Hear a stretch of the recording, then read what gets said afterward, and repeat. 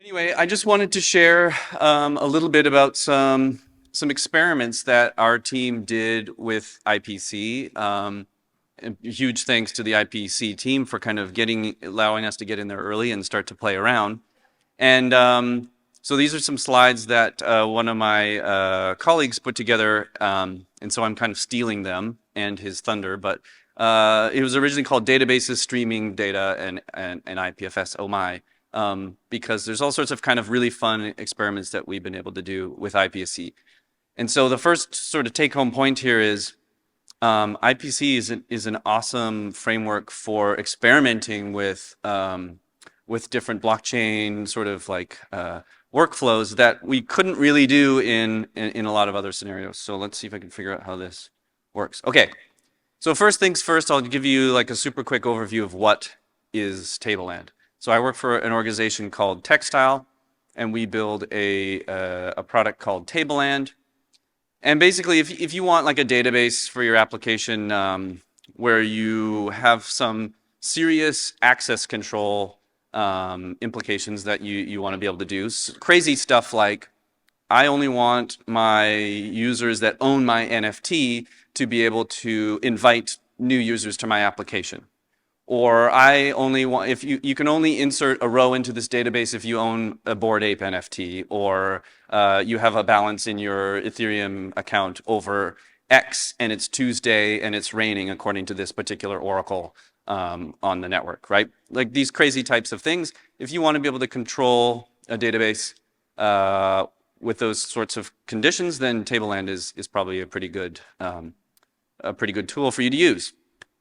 It exists on a bunch of different chains. It has all sorts of great libraries.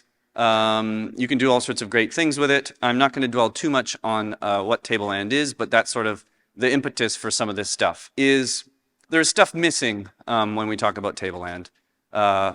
Consensus over the final state, multiple providers of a given database, longer term data storage, so like actually archiving the state of a database and past states of a database, and then ways to actually scale it, because in a lot of cases Tableland runs on L1s or L2s that have speed issues that users sometimes run into.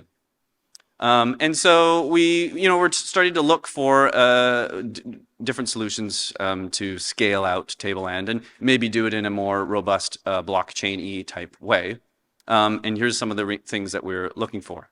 We needed to be able to handle lots of data storage, sort of guarantee data availability, and frequent updates and like write-ahead logs for databases. All the kind of things that you want in a database that are expensive to implement over a blockchain. So hey, maybe IPC is a solution for that. And so our first experiment, which we'll call test 1 here, was kind of a little bit of a crazy one, and we wanted to push IPC to the limits, which was, can we just literally put a database into the subnet?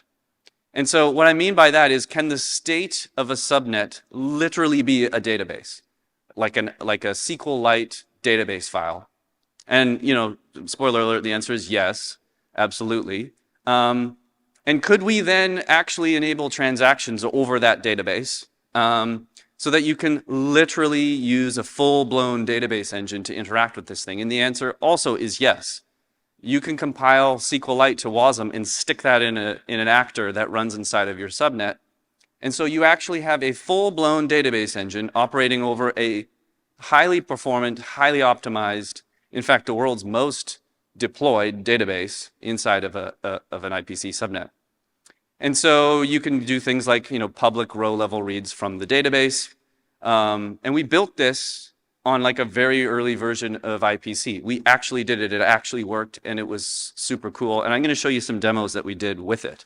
And this was like almost silly, right? Like, who's going to put a database inside of a smart contract on a blockchain? But it was a good example of like, how far can we push this thing and test out some of our ideas? And am I already out of time? 5 minutes? I'll finish up. Anyway, so we did a bunch of work on this, and we implemented it in using the sort of very early Fendermint-powered FVM. We developed a custom FVM actor that we deployed in there. And we actually leveraged the block store within the actor, and it was a sort of like block store backed virtual file system for the database.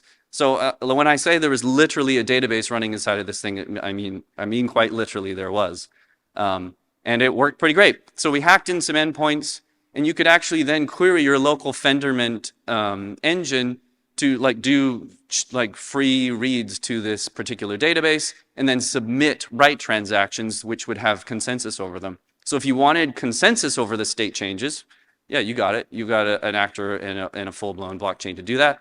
And if you didn't need consensus for reads, you could just do it against a local instance of that thing. So you kind of had the best of both worlds.